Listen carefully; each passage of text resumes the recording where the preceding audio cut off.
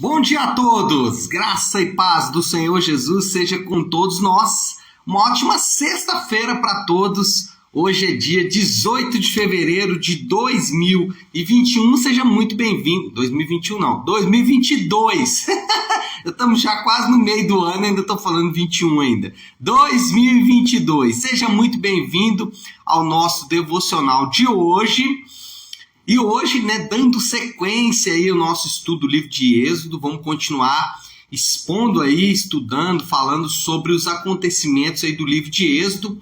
Livro de Êxodo, que todo mundo sabe, narra a história, da saída do povo de Deus do Egito e também das suas peregrinações no deserto, estabelecimento da lei de Deus. Bom, hoje, Êxodo capítulo 11 até o capítulo 13, e o tema do devocional hoje é o sacrifício da Páscoa ao Senhor.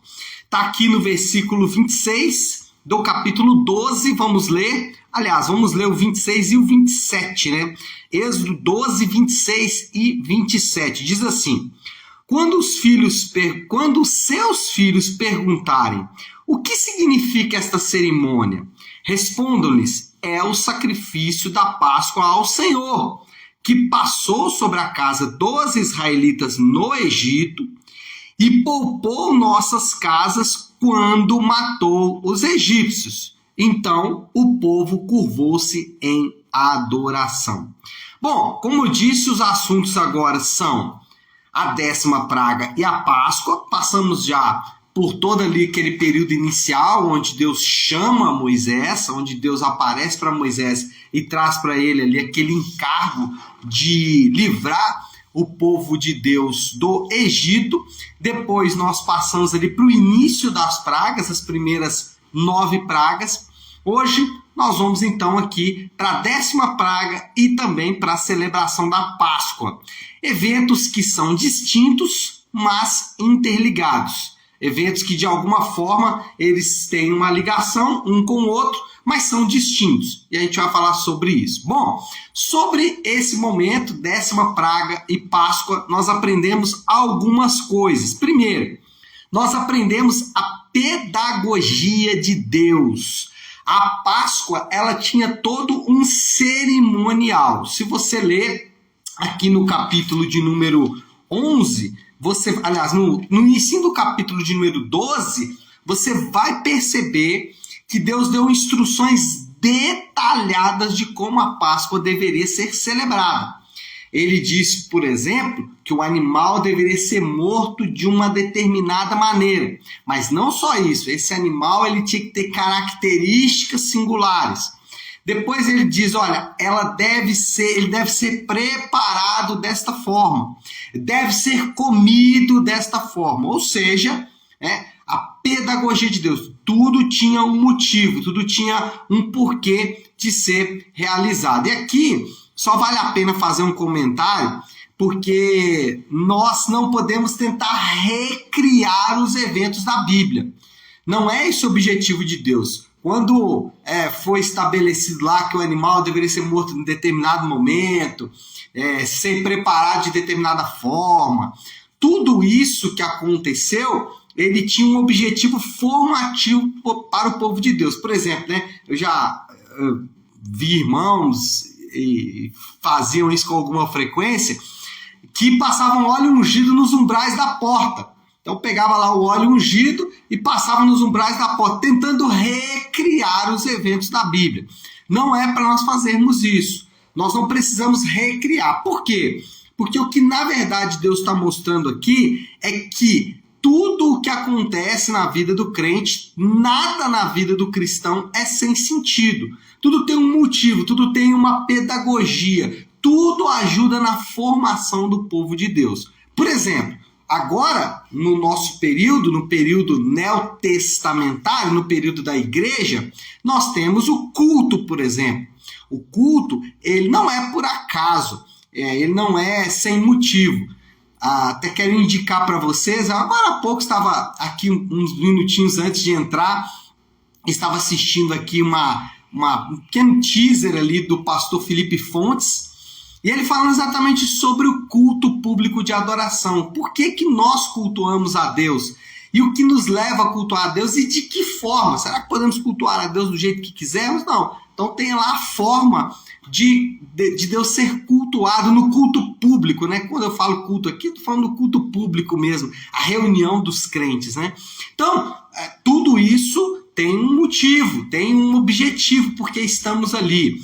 Batismo, né, seria aí uma outra cerimônia, uma ordenança. Por que do batismo? O batismo, ele ensina algo. A ceia, a oração. Por que devemos orar se Deus sabe todas as coisas? Por que devemos ser desafiados à oração se o Senhor, ele vai fazer de acordo com a sua vontade? Então, tudo isso, tudo que o crente faz não é sem sentido, tem um objetivo. Tem uma formação por trás. Eu costumo dizer que Deus, ele informa e forma ao mesmo tempo. Ao mesmo tempo que Deus, ele informa, traz informações, a palavra de Deus traz informações, ele também forma o seu povo através destas informações.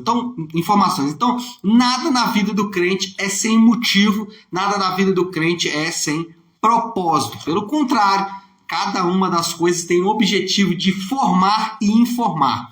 Ao mesmo tempo que informa, forma também. Bom, a segunda coisa que a gente vai ver aqui é que a praga e a Páscoa apontam para o futuro. Tanto a 10ª praga, a morte dos primogênitos, como também a Páscoa, elas estavam nos apontando para um futuro. Os eventos, eles aconteceram quase que ao mesmo tempo, simultaneamente. E aí, quando a gente olha para o desenrolar da história, nós vamos ver que a cruz, ela é vida, ela é salvação. A cruz, ela é esperança para aqueles que estão sem esperança. Mas a cruz também, para algumas pessoas, ela representa morte, ela representa punição de pecados, ela representa ali a condenação daqueles indivíduos. Tem uma expressão que eu não sei se é dele, mas eu já vi ele usando com muita frequência, que é o pastor Hernandes Dias Lopes, e ele diz o seguinte, que o mesmo sol que amolece a cera endurece o barro. Então é exatamente esse mesmo evento, esse mesmo momento ali, que foi capaz de amolecer alguns, também endureceu outros. A cruz é esse momento em que pessoas olham para a cruz e elas vão ser ou amolecidas ou endurecidas, ou vão encontrar esperança e salvação, ou vão encontrar condenação e morte. Eu me lembro que alguns anos atrás, eu era um pastor ainda novo no ministério, e um senhor chegou para mim e disse assim, pastor, se você responder uma pergunta para mim, eu me torno cristão. Eu pensei, ai, né? Já pensei logo, né? Eu não vou conseguir responder, porque... Aí ele disse isso também, porque ninguém nunca conseguiu responder. Eu falei, provavelmente também não vou conseguir responder. Ou não vou responder do jeito que ele quer, né? Mas enfim, qual foi a pergunta dele? Se Deus sabia que Adão ia cair, se Deus sabia que Adão ia pecar, por que Deus criou Adão? E aí eu dei para ele a única resposta bíblica possível. Não tem outra. Não sei. Falei para ele, eu não sei, sabe? Porque a Bíblia não diz isso. E aquilo que a Bíblia não afirma, a única coisa que eu posso fazer é especular, e especulação não leva nada a lugar nenhum. Então, eu disse para ele, olha, não sei, eu não sei por que Deus, ao saber ou sabendo que Adão pecaria, ele ainda criou Adão. Agora, algumas coisas eu sei, e essas coisas eu posso afirmar. Por exemplo, eu posso afirmar que Deus é bom o tempo todo. Eu posso afirmar que Deus é bom no dia bom, eu posso afirmar que Deus é bom no dia mau. Posso afirmar isso. Eu posso afirmar que Deus é bom na Páscoa e eu posso afirmar que Deus é bom na 10ª praga. Por quê? Porque a Bíblia afirma que Deus é bom em todo o tempo. Lembra lá de Romanos 8, quando o famoso texto que todas as coisas cooperam para o bem daqueles que amam a Deus, que todas as coisas são essas? Coisas boas, mas também coisas ruins. Páscoa e praga. Todas as coisas cooperam para bem daqueles que amam a Deus. Olha só, ainda em Romanos, o texto diz que nada poderá nos separar do amor de Deus. Beleza. E ele diz nem tribulação. O que ele está afirmando é que a tribulação vai acontecer, o momento difícil vai acontecer, o dia complicado ele vai chegar, mas isso não significa que Deus não nos ama. Pelo contrário, Deus está nos guardando mesmo no dia mau. Então eu dei essa resposta para ele, eu disse, olha, eu não sei, mas o que eu sei é que Deus é bom. Eu sei que Deus, nesse momento, ele foi bom. Eu sei que nesse momento Deus estava cumprindo os seus propósitos. E isso a Bíblia afirma. A Bíblia afirma, quando a gente olha aqui para a praga, a gente se assusta, porque fala assim, Deus matou, né? Versículo 27, finalzinho aqui, ó. É o sacrifício da Páscoa ao Senhor, do Senhor, que passou sobre a casa dos israelitas no Egito. Olha só, poupou nossas casas quando matou os egípcios. Então, o texto é claro, né? Eu tenho que acreditar aqui que Deus é bom. O tempo todo Deus é bom. Ainda que os seus propósitos possam ser estranhos ao meu conhecimento. Pode ser estranhos à minha sabedoria. Mas ele continua sendo Deus. Então, o segundo ponto aqui é que Páscoa e também a 10ª praga apontavam para o futuro. E qual futuro é esse? O futuro da cruz. Na cruz você tem vida e morte ao mesmo tempo, mas também ela aponta para o final, a redenção, a consumação de todas as coisas, que também será um dia de louvor e glória para alguns, mas também será um dia de dor e sofrimento. Isso Jesus afirma também lá, se eu não me engano, em Mateus 24, quando ele fala exatamente ali do fim de todas as coisas.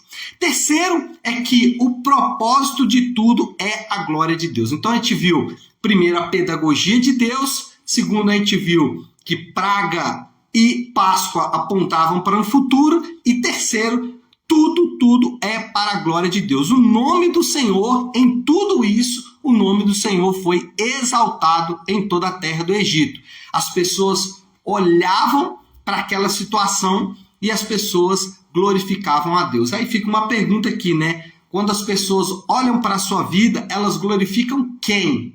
Elas glorificam você, porque você é uma pessoa de oração, porque você é uma pessoa de fé, ou elas glorificam a Deus? Deus seja louvado por todo o grande livramento que ele deu na sua vida. Então, um objetivo aí da Páscoa e da 10ª praga é exatamente que o nome do Senhor seja glorificado, que o nome do Senhor seja exaltado, que o nome do Senhor receba o que ele é digno de receber.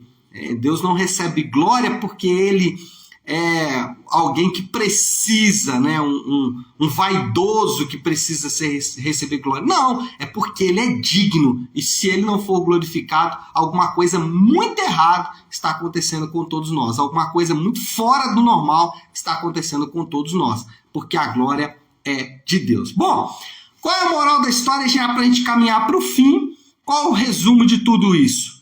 O que nós aprendemos aqui com a história da 10ª praga e também da Páscoa é que todas as pessoas dispostas a fazerem a vontade de Deus encontrarão livramento para que o nome do Senhor seja glorificado. Quem está disposto a fazer a vontade de Deus, a sacrificar o cordeiro da forma como deve ser, não do próprio jeito, mas da forma como a Bíblia ensina, da forma como as Escrituras ensinam, todos aqueles que estiverem dispostos a fazerem isso, essas pessoas encontrarão livramento, certo, livramento prometido na palavra, mas a glória é sempre para Deus, para que o nome dele seja glorificado. E qual que é a aplicação que a gente pode aplicar de tudo isso? O desafio do Léo aí para essa sexta-feira: continue confiando no sacrifício do Cordeiro. Continue confiando no sacrifício do Cordeiro. Continue confiando nele. Tá difícil, tá complicado, tá estranho, tá complexo. Confie nele. Tá bom, tá saudável, tá beleza, tá crescendo. Continue confiando nele. A glória sempre deve ser dada a Deus, porque ele é digno de toda a glória. Tá certo, meu povo? Vamos orar? Vamos colocar tudo isso aí diante de Deus e, como eu gosto de fazer, sexta-feira, como eu faço na segunda-feira, eu gosto de encerrar o devocional com a oração do Pai Nosso. Então, se você puder agora aí, pare um instante o que você está fazendo e vamos juntos buscar a Deus em oração, orando a oração do Pai Nosso, a oração que o Senhor nos ensinou. Pai nosso que estás nos céus, santificado seja o teu nome. Venha o teu reino, seja feita a tua vontade, assim na terra como no céu. Dá-nos hoje o nosso pão de cada dia. Perdoa as nossas dívidas, assim como perdoamos aos nossos devedores. E não nos deixes cair em tentação, mas livra-nos do mal, porque teu é o reino, o poder e a glória para sempre. Amém, amém e amém. Amém, meu povo? Bom, então é isso. Nós vamos ficando por aqui. Quero só deixar um recado importante para vocês. Domingo, às 10 da manhã, nós temos o culto de celebração na Igreja Nave. Você é meu convidado. Eu vou continuar expondo o Sermão do Monte. Vou falar ali daquele grande texto onde Jesus diz, né? Não acumulem tesouros na terra, não se preocupem, basta o seu dia, o seu próprio mal, busque em primeiro lugar o reino de Deus, todas as coisas serão acrescentadas. Vamos falar desse texto domingo, vão ser meu convidado para a gente meditar junto na palavra de Deus, tá certo? Deus abençoe, ótima sexta-feira, excelente final de semana, fiquem com Deus.